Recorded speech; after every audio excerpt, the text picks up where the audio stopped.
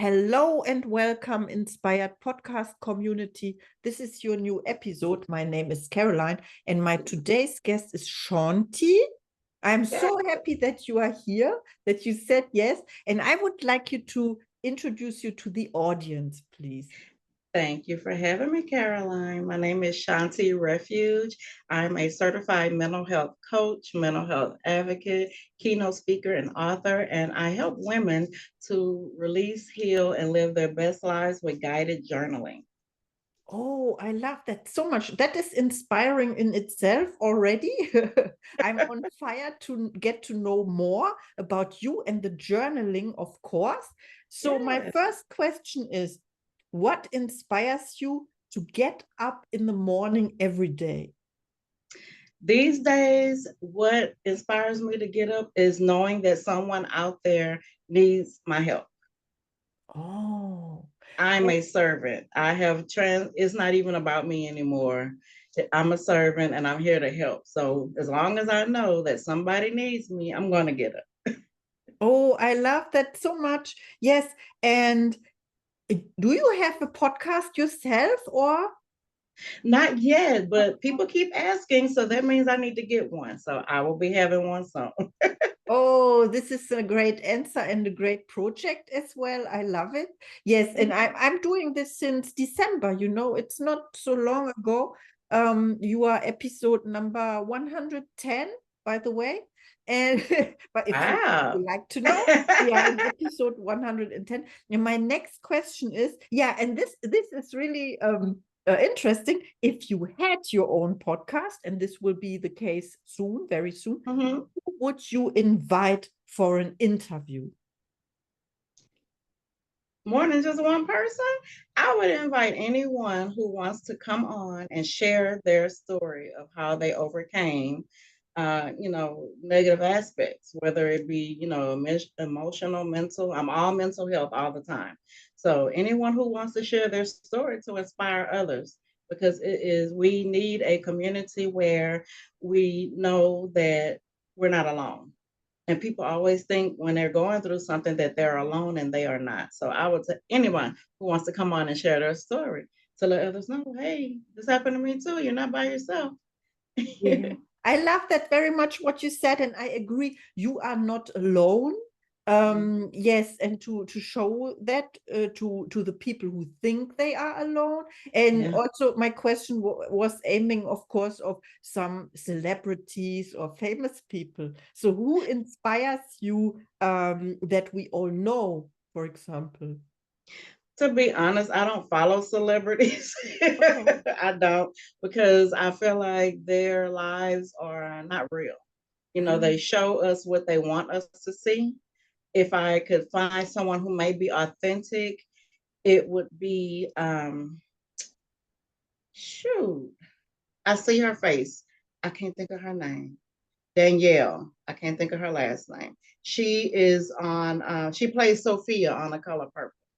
I cannot help you, but I love to know the audience will know, or someone will recognize and maybe write to me or to you and help us with the name, and we can look it up, or I can look it up because I don't know it. I thought in terms of who was your mentor, for example. Not a celebrity. Yeah, yeah, Not you a see. celebrity. There is a better way to ask this question. Yeah, the question was, who would you invite for your podcast? There are many opportunities or Mm-hmm. possibilities to find people as well, and I love that you answered with anyone can come who has an inspiring story about Yeah, I welcome everyone. healing. Yeah, Yeah. wow, I love that so much. Thank you so much. Okay, my next question is, how do you make other people smile? I like to think of myself as a funny person. So, even on the days when we're not feeling our best or something's happened that, is taking over our mind, I find the humor in it. I find the humor in it. I always, tell people to look at the positive side, even when you're going through something negative, find the positive in it. Yes. And I like to make people laugh. And sometimes I make people laugh without even trying. Oh, yeah. I love that. So you have this in you and you are, yeah, inspiring people to smile. Yeah. A Yeah. lot of people tell me I'm funny and I should be a comedian, but I don't think I'm funny.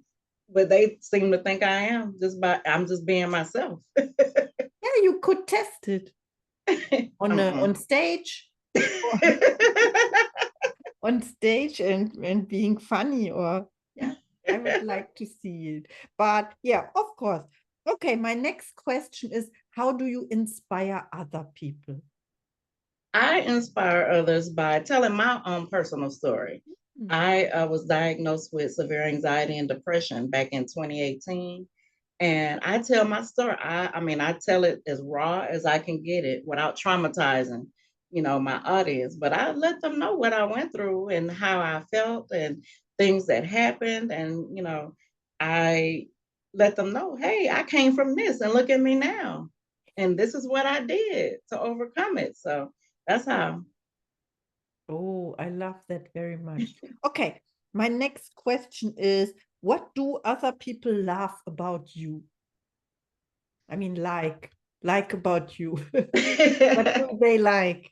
My Okay. transparency. I'm very transparent. So if you ask me anything, I always say I'm an open book. You can ask me what you want, but be ready for the answer. Because a lot of times people aren't ready for the answer. It's like, I can't believe she said that. That's me.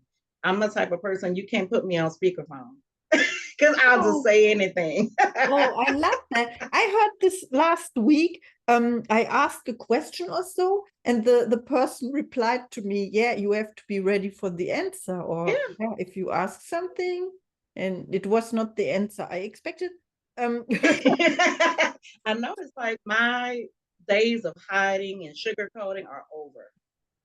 I this is who I am. This is what you're gonna get, no matter what environment I'm in. I'm always gonna be me and show up as myself. So you just have to be ready for it. I warn people, all right, ask me, but be ready for the answer. Okay, I love that. Transparency is the favorite word of mine, but also honesty. How is this relate Yeah, to, is you are honest? very much so. Sometimes I'm too honest. I don't use my honesty to hurt anyone, especially intentionally. I have a coaching program and I'm very, I tell people up front, I am a very blunt person. I'm going to say what it is. And if you are extra sensitive, don't join my coaching program. I'm Mm. not going to hold your hand. I'm going to call you out on your BS. Yeah. If I detect that you are lying, if I detect that you are not being, fully committed, I'm going to say something. And that's some people love that about me, and some people don't like that about Mhm. me. And it's not the right people. Right? Exactly. Well, Exactly. That's why I warn them beforehand. I want you to know what you're getting into before you come over here, because you're yeah. not getting your money back. Yeah, I totally understand. We had the question today. I read this on Facebook. How do you deal as a coach? How do you deal with when you trigger people? I receive them with compassion. You know, it's never my intention to trigger, but also it is my intention to get to the root of whatever their issue is. And Yeah. if it means I'm going to trigger you, then that's what's going to happen. But I teach my clients how to deal with that, how to cope, how to use the correct, tools so that next time you trigger, you know what to do. Instead of, some people when they get triggered, they scream, holler, cry, get defensive, and all the negative stuff. Mhm. And I coach my clients on how to receive that, accept that. I hold them accountable for everything. And they have to know that you have to um, be able to identify the part they played in whatever is triggering them. No matter what it was, no matter how long ago, you have to identify the part you played in it and why you held on to it for so long. So yeah, I teach them those techniques in order to get them able to deal with the trigger, because they're always going to be triggered by me or whoever else. It could be a smell, a sound, a taste, something on TV. But Mhm. when they come to me, they're going to learn how to cope Oh, in a holistic and healthy way. I understand. Do you think it is helpful to face the trigger, to go into that in order Yes, to solve it? absolutely. You have to face it. You have to face it. You can't ignore it. You know, and I always tell my story of how I ignored everything. You know, ignore. But because you ignore it doesn't make it go away. It only builds up and it builds up until you cannot control it. And that's what happened to me. I had a nervous breakdown. And, you know, now my mission is to prevent women from having one. You know, okay, you go, even though as ugly as it may be, you're going to have to face it before it addresses you. And you don't want it to address you like it did me. So yeah, I mean, it's necessary. There's no way around that. You have to address. Okay, I understand. And I love how you mentioned the word prevention, because Yeah. what is the, if we don't prevent, then what is the next step is therapy. When it's Yeah. too late, then it's therapy. Yeah, because the longer you hold on to it, that damages your mental health. And you can end up with bipolar, schizophrenia, severe depression, and anxiety, like I had, because I wasn't addressing anything. So yeah, so that's why I'm in prevention mode. I want to get you before you go over there. I don't want you over there because it's not fun. Yeah, that's true. It's not fun. Okay, No. so what are your gifts and talents? Ooh, I'm funny. I think I'm creative. I'm creative. People say I am, you know, like a painting and drawing. Sometimes I don't think it's good, but people, oh, I love that. That's nice. I'm like, really? Wow. And my memory used to be good. I,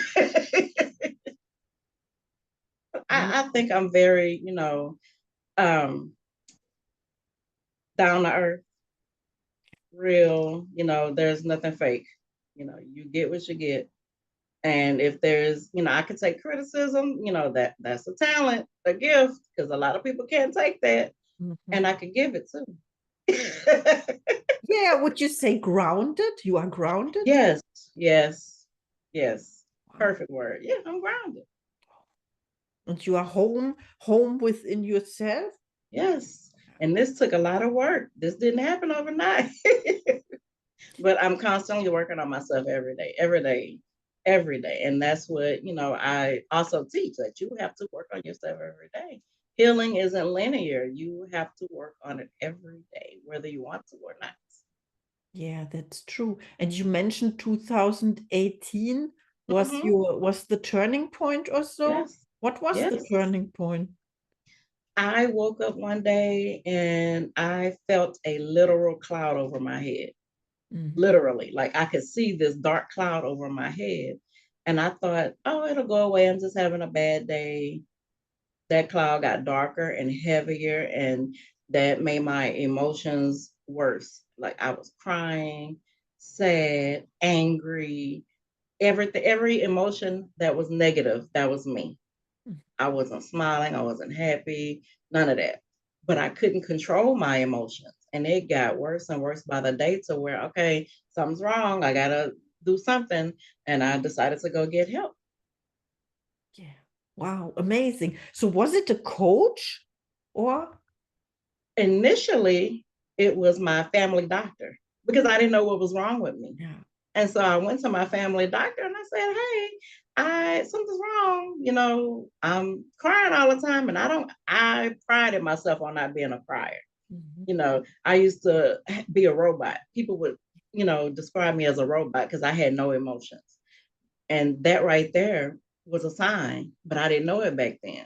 So I let her know, and she was like, "Oh, here, let me give you some antidepressants." And I'm like, "I don't want that." And so, you know, I took them anyway. But then I went back to her and I was like, "Okay, this isn't working." So she sent me to a psychiatrist, and I'm like, I don't want to go see a psychiatrist because you know we correlate psychiatrists with crazy. I'm like, okay, I'm not crazy. I'm just having, you know, a bad season, or you know. But I went, but she tried to give me an antidepressants, and I'm like, I do not want this. Why do y'all keep trying to give me pills? So she suggested that I go see a therapist. Mhm. I found a therapist, and the first one didn't work out. The second one didn't work out. The third one worked out. So that therapist taught me how to express myself and get to the root of my issues. She taught me that by talking about it and journaling about it. Mhm. So that helped me so much. And I started journaling. At first, I was against it. I didn't want to journal. I'm like, why am I writing this down? This isn't going to help. This is going to make me, feel worse. But it didn't. She taught me how to journal. And so it started working. I'm like, okay, I'm feeling better. I'm feeling better. And I want to say by a month, 2 weeks, I felt great. A month later, I was like, okay, I think I'm getting back to my normal self because I was addressing issues. And through talk therapy and journaling, I learned that I had childhood issues, teenage issues, young adult issues that I never addressed. And that led to my nervous breakdown. And I was diagnosed with severe anxiety and depression because of it. So I knew I didn't want to be on medication. So I learned that you're just going to have to talk about it. You're going to have to write about it. And that's what I've been doing. And so I figured, okay, well, if this is working for me, I know there's somebody else out there who needs this. So I decided to publish my own line of guided journals. So my guided journals all have different topics. And whatever topic you want to work on, you're going to get journal prompts specific to that topic, and you're going to get affirmations and you're going to get writing space. So let's say if you're having an issue with your self esteem, only questions in that guided journal is going to be about your self esteem and affirmations, encouraging you to build your self esteem. And I started publishing those. I have like 26 guided journals now. And so I, published them and told the world, hey, I got guided journals. These help me. I know they can help you. And I got a mentor who told me, stop hiding behind those journals. They need to hear your story. So I started, speaking, telling my story of how I overcame, severe anxiety and depression with guided journals, no drugs, no medications, no negative coping skills, healthy, holistic coping skills. And then I introduced breath work, meditation. So I do all of that now. And I do it with my clients as well. And then when I started speaking, people were like, are you a coach? I said, no, I'm not coaching. I don't want to coach nobody. But again, people kept asking. I said, okay, I guess I'm going to be a coach. So I started coaching. And now I coach clients to go through the same process I did, minus the nervous breakdown. Mhm. Mhm. Okay, I understand. Thank you so much. And you said you use journaling as a method to to overcome. You use this one. Yes, And then the next step was to share it with the world yes, and to help yeah, other people. This is yes. amazing. Okay, Thank let you. me ask my next question. Okay. This is a little bit okay. We know this. People will reach out to you after they listen to this podcast episode, of course. And then the question is, when people reach out to you, what is the one benefit they get from the connection with you? I am big on pouring into people. I speak life into people. I don't have to know you to know that you are worthy, you are deserving, and you came to me for a reason. So you must have needed that. So I welcome anyone, even if it's general conversation or you want to find out which guided journal is the best for you, I will talk to you because that means if you came to me, that means you need some kind of support. And I am a servant. I will support you in your mental healing. So, they're going to, I always say, you're going to feel better after you leave me than when you came to me, no matter in what aspect, whether you're just meeting me in passing, chit chat, I'm coaching you, no matter what it is, you're going to feel better. And that's my goal, to make you feel better after leaving. Oh, I love that so much because that reminds me of the quote from someone that people will always remember how you made them feel. Yeah. Yeah, this is what you Yeah. transport the message. And one more thing. So people, please reach out to Shawnti with the code inspired. And I love what you said about when people reach out to you, that means you have something you can help them with. Yes. And if I don't, then I will refer them to someone who does. I never claim to be able to be everything to one person. You know, someone might come to me and need something that I can't provide, but I'm not going to leave them hanging. I'm going to refer them to someone who can better assist them. Yeah, Because there's nothing like reaching out for help and that person can't help you. yeah. And you mentioned maybe you don't know it in the first minute, but you are Right. there to find it out. Yes. Wow. Yes, This is absolutely. Yes. amazing. My aim is to be the person I needed when I was going through my issues because I didn't have anyone. And I don't want anyone to feel like that. Mhm. That is really, that touches my heart. Wow, this is Thank amazing. I can feel it. you. Yeah, I can feel, I'm totally now drawn to you. And we are also, we connected by not accident. There are No, no not coincidences. accident. No, Nothing by accident. it was guided.